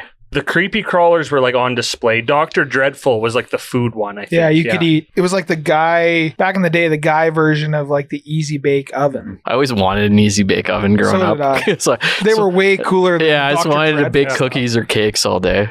Well, and see, that that is what Kelsey said was easy bake oven. But man, you have a job. Go buy one. I have a real oven too now. Yeah, but is it an easy bake oven? No, it's not easy. Well, I have an air fryer now, which is basically like an easy bake oven. So I do have one. Having an air fryer makes you an adult. Yeah. Talking about it makes you annoying. So you hit both on both of those. But yeah, the easy bake oven, the Dr. Dreadful, like those were all actually pretty fun toy. But yeah, you're waiting for a light bulb to cook something. That's patience. There's just a couple, like Eric said the Teenage Mutant Ninja Turtle action figures. Alex and Brad said G.I. Joe. Jeremy said the He-Man toys. Riley said Micro Machines. So all like the action figures and stuff, obviously. I'm going to hit you with a funny story here. I know you guys probably don't want it, but I'm going to give it to you. So the WWF figurines were huge back in our day, as we talk about, the figurines. And I had a wrestling ring, like all the guys. And I think I was maybe 5 or 6. And my mom took me to Sears. You've told this story on this podcast before. Really? Yeah, and you punched around a guy like... I have CT. In the balls. Yeah. It was, you said, finishing move. I think it was our first or second episode. It was an early episode. Cut it. No. Well, we're going to keep your CTE in here. We'll get rid of that CT. Good story, man. I like it. It's funny, but I remember like all of those. I think the toys, I just already said this, were okay. It's the commercials that I remember, like watching YTV. Commercials made everything look so awesome. Hey, what are you kids doing? Getting into trouble? It's fun getting into trouble. Can you do a voiceover for a hopscotch commercial? Yeah, I probably could. Ashley said Doodle Bear or Water Baby. I don't know what the Water Baby... I remember the Doodle Bear. You could just write all over it, wash it, and... Again, all these toys are like minutes of fun. Is that like a whiteboard? Yes, but it's a bear. Oh, it's okay. Okay. So I can tell you the Water Baby, we still have it. Ashley's original Water Baby for Bryn. And you take it in the bathtub and the head pops off and empties. Oh, great. Yeah, it's weird. It's just, and terrifying. I was just saying, how traumatizing. Good thing you held on to that thing. Ashley and Justine also said Polly Pockets, and I remember Mighty Max, right? They were kind of the same thing. Like, let's just pay more for toys that are smaller and easier to lose. My girl's Polly Pocket's still a thing. There's a TV show. Yeah, they're still making toys. So refresh me on what a Polly Pocket is, because I can't remember. It's like a mini version of a girl. Like that's Polly. She can fit in your pocket. But they come with like these little play sets that are like the size of your hands. Yeah, you can kind of open them up, and it's just like a mini action figure. Yeah, you never had a Mighty Max? Like Mighty Max was the same thing, just like little mini. Yeah. What else? Oh,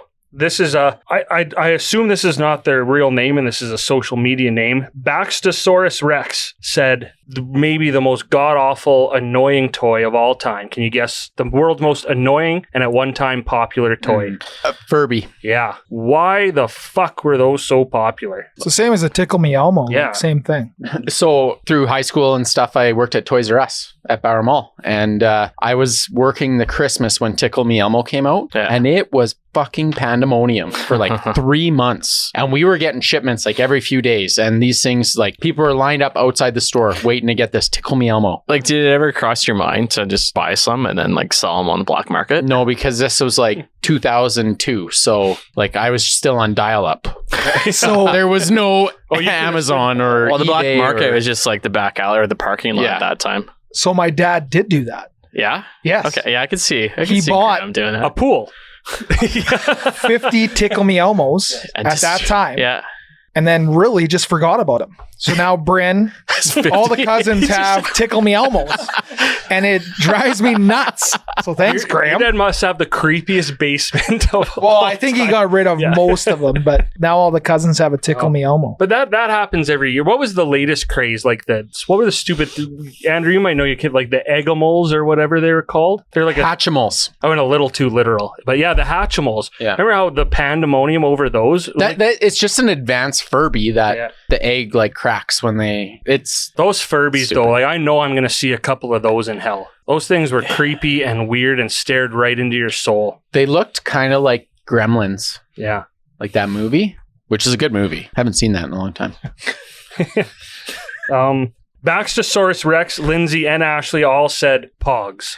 My absolute favorite. I don't know about you guys. We would play that game at recess in elementary school. How many fights? Like tons of fights. Yeah. My school, everything got banned. Pogs got banned. Pokemon cards, Marvel cards, like Yu-Gi-Oh. What was a Beyblade? Crazy Bones, like all of those. You lose your favorite slammer? Your week was ruined. The slammer that's your whole game. And then you would get a hologram slammer and you'd be the coolest kid in class. Or like the triple slammer with the finger indents? Yeah. Yeah, like one side was metal and one side was like jelly. Just fucking slam. I don't know if I ever had that one. Yeah. I think your slammer is maybe just in your jam. Yeah. Hey, either way, That's where I won. Yeah. So are we, I guess, it sounds like we're going to play Pogs one day. Yeah, we've talked about this before too. Yeah. We should have a Pog tournament. Probably the same. I think it's like that would be expensive. I think it was the same episode that Dustin told his Sears story for the first time. Oh, man. That, I guess. And at our Pog tournament, everyone's got to show up in their fanny pack and their bright colored clothes. We'll do a retro weekend. I think I could clean up too. I haven't played in a while, but Well, that's good. You don't want to leave them all laying out when we're done. So So thanks for volunteering. Yeah. I'm going to buy us some Pogs. okay. How do you guys like that? Just like Oh, I thought you were just between bragging. between us five, we'll have a little, us four. We'll all Andrew. start with a certain amount and then Maybe we'll just do it at our next recording. I'm going to order them. As I looked into it, actually, you can order them. okay, I won't stop you. Are they official Pogs or just like the cheap knockoffs? No, they're official and they're sweet slammers too. Oh, yeah, I'm in. And Baxosaurus Rex and Lindsay also said Tamagotchi, which I remember that, like the Nano Pets, Digimon, I think I had all of those. Tamagotchi was the original. The OG. Yeah. I never really got into it. I think I had one, then it died, and then I was over it. I had one for quite a while. It was good times. So what happened when it died? Like you could just reset. You'd have to reset it, and you'd have a little ceremony. And I just remember, they were just always for how bad the graphics were. They put a lot of work into the pile of shit that it would leave. Like that was the best graphics on the whole thing. It had the steam line, the stink lines, and like it was animated. Oh, the and the other actual thing's just pile. it's just a circle. Oh yeah, I wasn't calling it it poops, and then the poop was all detailed, and it's just like a circle with two eyes. They spent all their time on the poop. How come nobody brought up like video games? Oh, we're getting there. Yeah, shut up, Andrew. I'm segueing. Quit blocking But you know him, what? Andrew. Because it actually is literally next on the list, because as right now, Ryan is in there playing Legend of Zelda Ocarina of Time on his Nintendo Switch. So Lindsay said Sega, David said Super Nintendo, all of those gaming consoles. Maybe a little stretch to call it a toy, because it's kind of advanced. And anyone who wasn't raised on Sega or Nintendo or anything like that is, you're just fine, but it was fun having those things. I think people our age if you're a gamer, you're pretty lucky, because we basically, ran the gamut in terms of from the original Nintendo, which was like mid to late 80s, kind of when we were all born. And then you went to Sega, Super Nintendo, and Sega on and on. Saturn. I mean, obviously, but like N64, that was a huge deal. Yeah, when the N64 that was quite a came jump. out. Quite a jump from And 2D to and then 3D. Xbox and PlayStation, you look at it, like Xbox and PlayStation are still around. The And original Nintendo, one, of course. The original Xbox isn't 20 years old now, I saw, or something like that. That sounds yeah, about- that I was in sounds grade about right. 7 Yeah. or 8, when Yeah. the first one came out. But myself, I was a big video gamer growing up, and still am, just like a little bit, trying to get the kids into it. Great times. And I've gone back on some emulators and stuff and tried to play like these old school games. And it's fun. Are they not as good as you remember? Well, no, and then you're comparing it to what video games are now. Like video games now on Xbox or PlayStation are incredible graphics, right? And very lifelike. And you go back, but it's still a really fun time to go back to those. You old appreciate systems. it in a different way. Like I actually Absolutely. I found good news, Lund. I actually found my Nintendo 64 the other day. And I remember going playing those, like Donkey Kong 64, Legend of Zelda, which the Ocarina of Time I think is the best video game of all time still. But playing those is fun because it's I don't even compare the graphics because they're different. You know what you're getting, and it's just a fun throwback. Yeah. How much time was spent playing either GoldenEye on N64 or Tony Hawk Pro Skater on original PlayStation? Yeah, I bet you Andrew was the prick who always chose Odd Job too in N64.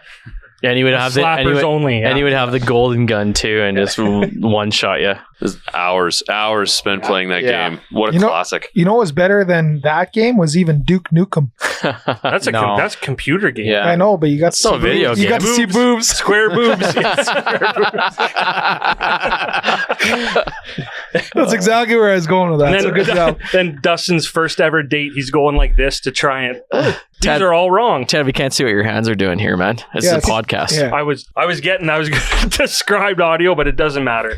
Do you guys? So for some reason, I very vividly remember that the first video game I ever played was like grade 1 or 2. And it was Oregon Trail in the computer lab before school started every day. Or sometimes you got to play it in class. But you would die of dysentery so often. Every fucking time. Yeah, so it was You don't pretty. remember that game? So it sounds like it was pretty accurate then. Yeah. Oh, Everyone died of dysentery back Yeah. then. So we're going to go. This is a real answer. We're going to go from advanced gaming systems to, I guess Logan's just a simple guy. He said his favorite childhood toy was a stick. You know what? And you know what? And we know which Logan it is, so we know he's not lying. But imagination is number one. I agree with him. My favorite toy as a child was a ball. Growing up, he just gave me a tennis ball. Think of the fun you two could have had together. Oh with a my ball and a god! stick. Yeah, like it it was invented baseball. or hockey or stickball. cricket or you could play so many games with a ball. So I see exactly where he's coming from. Yeah, and I'll agree with him too. Yeah. Camping and stuff, making home run Yeah. derbies out of sticks. But even Good job, Logan. you all see with your kids, I see it with my the imagination, like some of the things, it's the same thing, like you can spend $1 million on dog toys and they play with the box at gaming, right? So good for you, Logan, for using your imagination. And also maybe sorry if all you had was a stick growing up. You know what nobody mentioned, which was like, and again, a stupid craze, was Beanie Babies. To me, that's like what NFTs are now, or just Beanie Babies of 2022.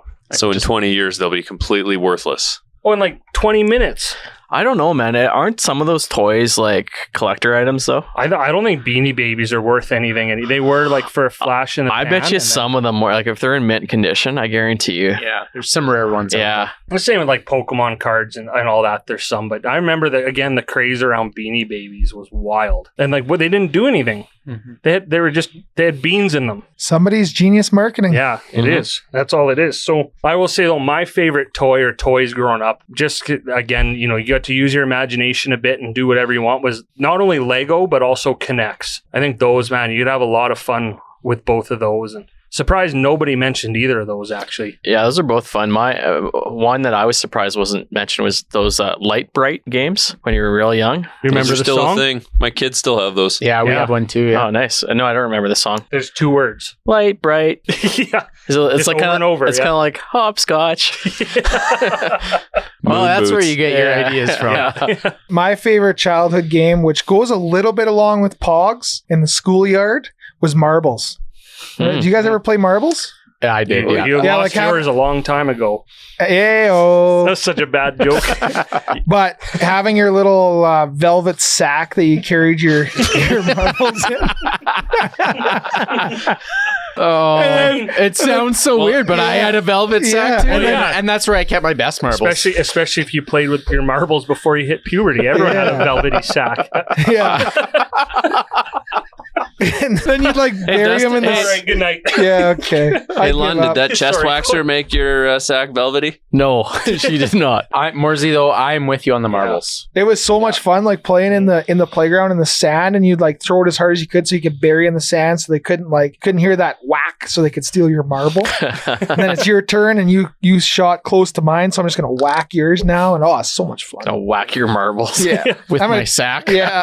Take your velvety sack after too. I kind of miss the days where like not everything was a sex thing. Life was so much easier. You know what? Thinking about it, this is probably how we developed our gambling habits. Yeah. Playing these Pogs and marbles Oh, yeah. games, and it's all making Roll up sense the now. rim. Yeah. Yeah, I guess there was no board games mentioned. Hey, I guess not really. I guess those are those could be Toy. toys. Yeah, Yeah. It depends on the game. yeah. I mean, like everyone, I'm sure everyone's played Monopoly growing up. Yeah. Well, See, I wouldn't consider that a toy because it doesn't really do anything. But then, well, like, what about Mousetrap? What about Mousetrap Yeah, or Operation Like, yeah, or yeah. Hungry Hippos? I would say, So yeah, there's a few. we could go down a rabbit hole. We could go down a big, deep velvet sack That's not. about this one. That's not. Yeah. I think we did it justice tonight. Yeah. mine were mentioned Lego, Teenage Mutant Ninja Turtles. That was probably my biggest favorite toy growing up. And then actually Micro Machines. And I kind of thought of it right before someone had mentioned it. And I'm glad they did because I kind of forgot about it. They were awesome. Andrews, was yours like Barbie's Dream House or Mega Mancha or whatever, something like He that? had 24 Ken dolls. Ked dolls. I used to love dressing up my Ked dolls. No, I would say for me, it was anything outside. My basketball hoop got I wore that thing out. My trampoline got worn out. You could probably dunk when you were 7. Yeah. Without the trampoline. Yeah. Yeah. No, anything that was outside. Other than that, it was my N64. That was my most memorable birthday by a mile, because I could not believe that my parents bought me an N64. Like that system was such a game changer. All right. Well, that wraps up another Deer call. And thanks, Andrew, for being here for maybe, who knows, your last sponsorship. This sponsorship placement is now open for new suitors. All right. Now all that's left to do is to move in to Dustin versus Walsh, which we actually have another new partner for this one. Dustin versus Walsh is brought to you by Alberta Asian Motor Works and Alberta European Motor Works. Family owned and operated for over 20 years, offering dealer-level service and programming on all Asian and European vehicles, including oil changes, full tire service, brakes, diagnostics, engine repair, and full maintenance. Head to aamwrd.ca or aemw.ca to learn more and give both a follow on social media. Thank you I know you guys know Mike Pasman. You grew up with him. I haven't actually met him yet, but thank you again. It's always great when we bring new partners on, and just another tie, I guess, for you three guys. It's just, again, cool, someone that really just came to us through social media and really appreciated a great local business. And yeah, just somebody that, we hadn't connected with for a really long time, since high school. So, a local business owner that somehow stumbled across this podcast and wanted to support what we're doing. So hopefully we find that back for him and in our listeners. And he's friends with my wife on Facebook. Good job, Mike. Drama. But we're gonna go there too. I know they're having their Asian Motorworks having their third year anniversary in March. So always happy to bring another partner on board, and our first, I guess, car or vehicle related one, which is fun. So with that, we are going to move into round 6 of Dustin versus Walsh. Dustin, you and I are on the ropes here, and I came up with this game, and I don't know, I probably shouldn't have, but really this is just something we haven't done in a while. So Dustin, round 6, you got us on the ropes here. I think you 3 wins in a row for Walsh now. So you need this to stay alive because it's best of 7. And this is it's not even the Red Deer time machine. It's just Red Deer trivia. Doesn't need a fancy name because it's just, thanks even on the City of Red Deer's website, found some pretty cool trivia. So the 3 of us just going to take turns asking the questions. You know the drill by now with the boards, and 10 questions plus a tiebreaker if need be. So you know what? Andrew, this is, I think it's actually very fitting for a realtor to start off with question number 1. All right. What was the original name for part of the Glendale neighborhood north of 67th Street and west of 59th Ave? Glen Bob. Kentwood. The correct answer is Aspen Heights. No chance. Never heard of it. You've never heard of Aspen Heights? No, I've heard of Aspen Ridge. That's where I live. Aspen Heights School is the first micro society school in Red Deer, I believe. Yeah, my mom used to be principal at that school. There you go. Okay, question 2. True or false? Red Deer had the first court case in Canada to include female jurors. True. It is true. Well done. Yeah, I mean, probably a kind of an easy one to guess true, but I thought that was a fun fact that why not throw it in there? So question 3, tied at 1-1. The Gates Manufacturing Company was the first company in Alberta to manufacture what? These are, I wouldn't expect you guys to know a lot of these. I just thought they were really fun facts. Rock quarry. Fencing. It is work shirts and overalls. So they invented Mark's Work Warehouse? Sponsor drop. Free ad. No, they're the first company in Alberta to manufacture those. Not sell them, manufacture them. I would have thought fencing because Gates. You know how the main street in Red Deer is spelled? Yeah, I know. Yeah. That's I like that. Pretty good I like that. Yeah, I like that. And you said you knew that though. Well, no, I didn't know it. That's what I would guess, so. Well, that's what I mean. Yeah. No. I knew I should have said anything out loud. Number 4, what is Red Deer's official cookie? Hands up if you knew Red Deer had an official cookie. I'll be really impressed if you get this. Ginger Snap. Girl Guide. Caramel Surprise. Question number 5. The Red Deer Advocate was not the first newspaper to be published in Red Deer. How many came before it? And what did we learn a while ago. It was like the 1800s or something was the first advocate, right? So that goes way back. 2. Are we doing closest to?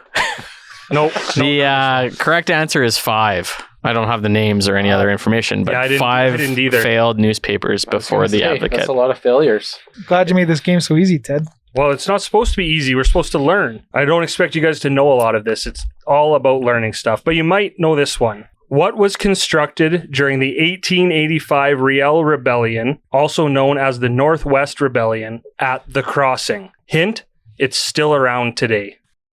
I feel like Dustin might have this one. Fort Normando. Old train bridge. It is Fort Norman. Wow, let's go. So 2-1 on that one. That's good. I actually, not from here, but I did not know that Fort Normando was built that long ago. Like, is that something you learned in school? Was there like a local? We did a field trip there. Yeah. I don't remember what it is or what it's about. I just remember that's the oldest place I've ever gone. I don't remember what it was for. It's probably like an old trading post or something. But Yeah, honestly, Hudson's Bay came to mind, and I was like, oh, yeah, Fort Normando. It was a fort like during the rebellion. It was a hideout, whatever you want to call it. Yeah. Okay, number 7, fill in the blank. In 1884, the last blank was seen in the Red Deer area. Can't do what I'm thinking. yeah, don't. Don't. Okay, go ahead. Snake. Wolf. The correct answer is bison. Oh, You're on the right track. Not as far off as I thought. All right, question number 8. Prior to the creation of the ornamental park at City Hall in 1949, City Square was used for what? protests. Farmer's market. I think back then was just a market. Okay, if none of those are right, I was going to say like a Rockefeller Center outdoor rink. Well, we may have given you that one. The answers are baseball, skating, and a playground. So we probably would have given the damn you. truckers got in my head. Yeah, I'm sure the city developed a spot for all the protests. Well, here's that's actually funny that you should say that. Number 9, this is closest to. What year did the first outdoor ice rink open in Red Deer? 1892. Oh, I think that's closer. 1904. Oh my God, it's a tie. The answer is 1898.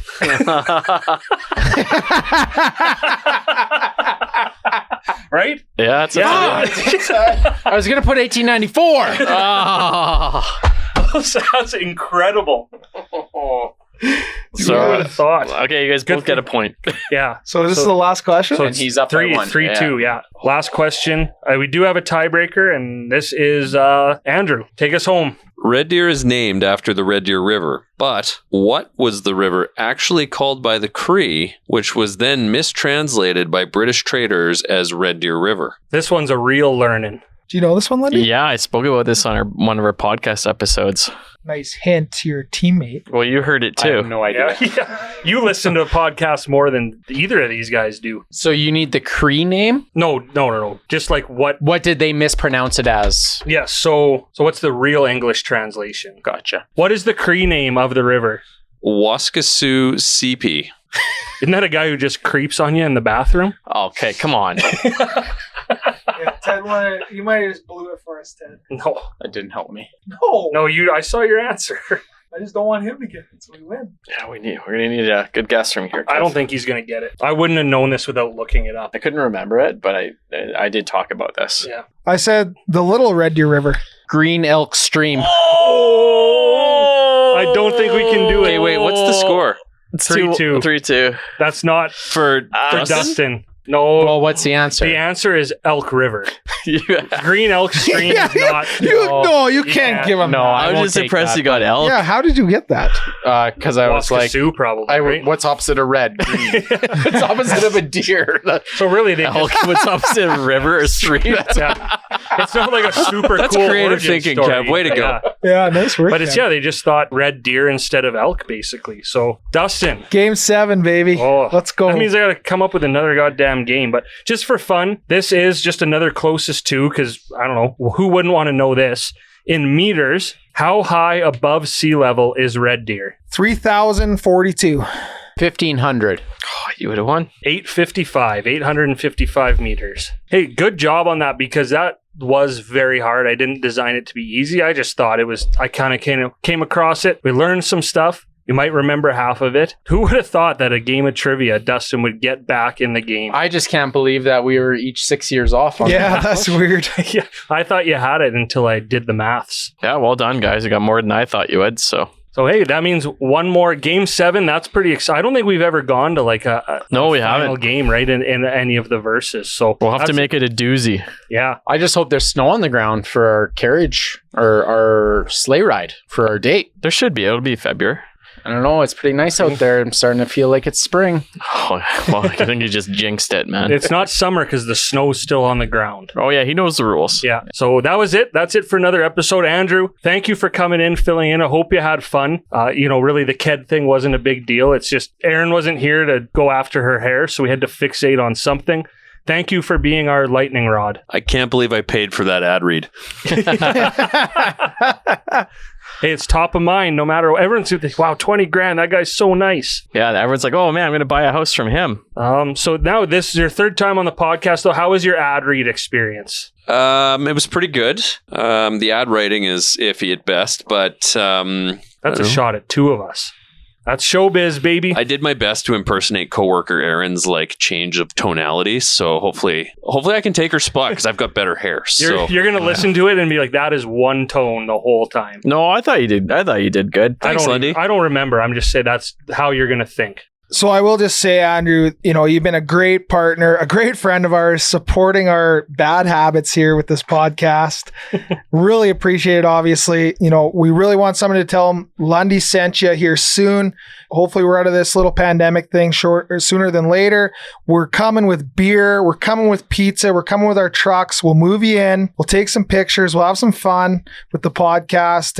And Andrew, he sells a ton of houses. He's really qualified. He's sold a lot of houses with us through our friend group, and just tell him Lundy sent you and we'll have a great time. That's all I got to say about that. And stay tuned because we got some fun stuff, cool stuff coming in, I guess technically the new year, but coming up with Andrew as well. So Andrew, thank you for being here. Thank you as always to Ryan and Riley. You know what? If you don't already, I think you figured out you can't just get a hold of us by yelling, "Oh dear."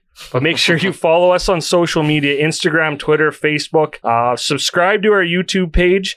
Leave us a positive review, all that jazz. But again, thank you so much. Thank you to our episode sponsor, Sacks Thrift Ave. Again, cool place. Really happy we found that one. Make sure you go check it out. And as always, thank you to our presenting sponsor, Bo's Bar and Stage. So for Andrew Russell, Ryan Lund, Kevin Walsh, Dustin Moore, I'm Ked Emmett, and we'll see you sex time.